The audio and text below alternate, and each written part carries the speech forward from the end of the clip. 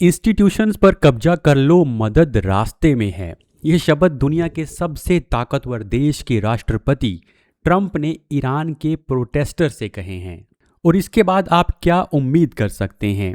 इस तरह के भड़काऊ बयान से ये साफ हो गया है कि ये आग अमेरिका ने ही लगाई है और वो अब इसे भड़का भी रहा है। मदद आ रही है वाले बयान से ये भी लगता है कि अमेरिका जल्दी ही हमला भी कर सकता है। रॉयटर की ये रिपोर्ट भी इस तरफ साफ इशारा करती है, क्योंकि अमेरिका ने अपने लोगों को वापस बुलाना शुरू कर दिया है। कतर के अल उदीद एयरबेस पर यूएस मिलिट्री का सबसे बड़ा जमावड़ा है और यहां से लोगों को वापस बुलाने की खबर भी आई है। ये वही बेस है जिसे जून 2025 में ईरान ने मिसाइल हमले में निशाना बनाया था। तो अमेरिका ने अपने लोगों को वापस बुलाना शुरू कर दिया है, क्योंकि ईरान ने अमेरिका और अपने पड़ोसियों को धमकी दी है कि अगर अमेरिका ने उस पर हमला किया तो वो सऊदी अरब, यूएई और तुर्की में अमेरिकी बेसिस को निशाना बनाएगा। तो अमेरिका ने पूरे मिडल ईस्ट में अपने बेसिस बना रखे हैं और इन्हीं बेसिस पर ईरान हमला करने की धमकी दे रहा है। लेकिन ट्रंप कहाँ रुकने वाले हैं? वो खुले तौर पर कह चुके हैं कि अगर ईरान में प्रदर्शनकारियों पर हिंसक कार्रवाई होती है तो अमेरिका सैन्य दखल देने से पीछे नहीं हटेगा। तो क्या अमेरिका सच में ईरान पर हमला करने की तैयारी में है, या ये सिर्फ दबाव बनाने और प्रोटेस्टर्स को भड़काने का खेल है? आइए जानते हैं। तो ईरान में 1979 की इस्लामिक रेवोल्यूशन के बाद जो लोग सत्ता में आए उनसे अमेरिका का 36 का आंकड़ा है।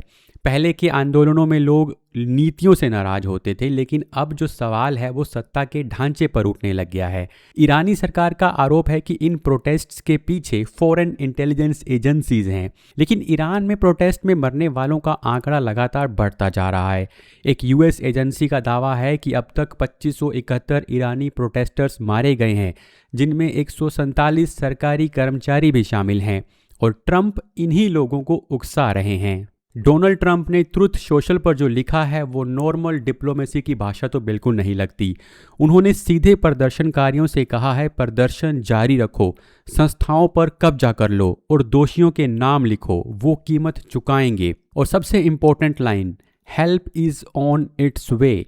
ये हेल्प क्या है, इस पर कोई ऑफिशियल क्लैरिफिकेशन नहीं दी गई है। लेकिन इसके कुछ दिन पहले ट्रंप ये भी कह चुके हैं कि अगर ईरान शांतिपूर्ण प्रदर्शनकारियों को मारता है तो अमेरिका लॉक्ड एंड लोडेड है, जिसका मतलब अमेरिका ने पूरी तैयारी कर रखी है। लेकिन व्हाइट हाउस का जो ऑफिशियल स्टैंड है वो थोड़ा सा बैलेंस्ड है। प्रेस सेक्रेटरी ने कहा है कि डिप्लोमेसी उनकी प्रायोरिटी रहेगी, लेकिन सैन्य विकल्प भी पूरी तरह से खुले हैं। यानी जानबूझकर एम्बिगिटी रखी जाती है ताकि विरोधी दबाव में रहे और कमिटमेंट साफ ना हो। पर क्या अमेरिका हमले के लिए पूरी तरह से तैयार है? वैसे अगर इसको जून 2025 के साथ कंपेयर करें, जब ईरान और इजराइल का 12 दिन का युद्ध हुआ था, तो अमेरिका की जो मिलिट्री प्रेजेंस थी इस एरिया के अंदर वो बहुत ज़्यादा थी। यूएसएस गेराल्ड फोर्ड, जो दुनिया का सबसे बड़ा एयरक्राफ्ट कैरियर है, वो मिडल ईस्ट में तैनात था। स्ट्राइक ग्रुप वेसल्स भी उसी रीजन्स के अंदर थे। लेकिन आज जो है वो सिचुएशन थोड़ी अलग है। आज अभी की बात करें तो गेराल्ड फोर्ड अभी कैरेबियन में है, क्योंकि वहाँ पर ऑपरेशन साउदर्न स्पीयर चल रहा है। ये वही ऑपरेशन है जिसके तहत अमेरिका ड्रग तस्करी, हथियारों की स्मगलिंग और नार्को टेरर नेटवर्क को निशाना बना रहा है, और इसी के तहत उसने वेनेजुएला पर हमला करके उसके राष्ट्रपति को भी उठा लिया था। एक्सपर्ट्स के हिसाब से अगर गेराल्ड फोर्ड को वापस गल्फ लाना भी है तो कम से कम 2-3 हफ्ते लग सकते हैं। लेकिन यहाँ पर यह भी कहना सही नहीं होगा कि अमेरिका बिल्कुल तैयार नहीं है। अमेरिका के पास एक से बढ़कर एक B-2 stealth bombers, long range missiles, bunker buster bombs और हर वो चीज़ है जो किसी भी देश को मिट्टी में मिला सकती है। इसका मतलब ये है कि अमेरिका के पास कैपेबिलिटी है, लेकिन पोस्चर पहले जितना एग्रेसिव नहीं है।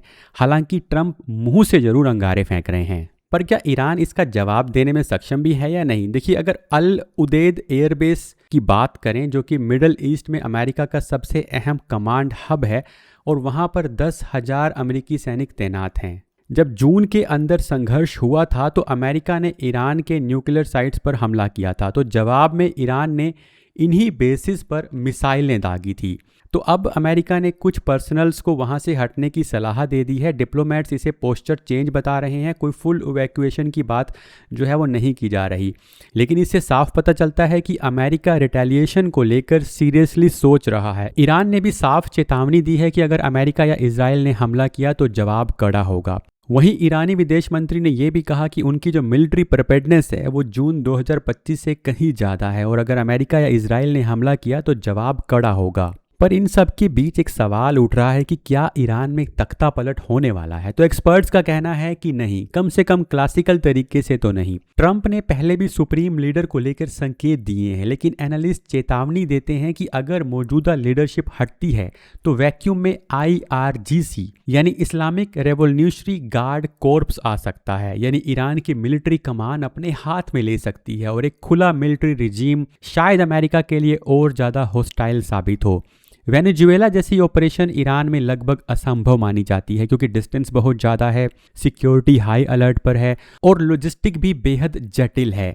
ज़मीनी हमले की संभावना लगभग शून्य मानी जा रही है क्योंकि अमेरिका इतना पैसा खर्च नहीं करना चाहेगा और पॉलिटिक्स और पब्लिक एपेटाइट भी इसके खिलाफ हैं। तो असली तस्वीर क्या है? देखिए, ट्रंप ने अफगानिस्तान में चल रही इतनी लंबी लड़ाई को ख़त्म करके वहाँ से US आर्मी को वापस बुलाया था और ट्रंप अक्सर ये कहते हुए भी सुने जाते हैं कि उन्होंने टैरिफ और सैंक्शंस का डर दिखाकर कई वॉर्स रुकवाई हैं, इसीलिए सीधे हमले की संभावना बहुत कम है। लेकिन क्या ईरान में तख्ता पलट होता है ये और इस प्रोटेस्ट का क्या जो है सोल्यूशन निकलता है, या आगे आने वाले दिनों में देखना होगा। तो इसलिए चैनल को सब्सक्राइब कर लीजिएगा।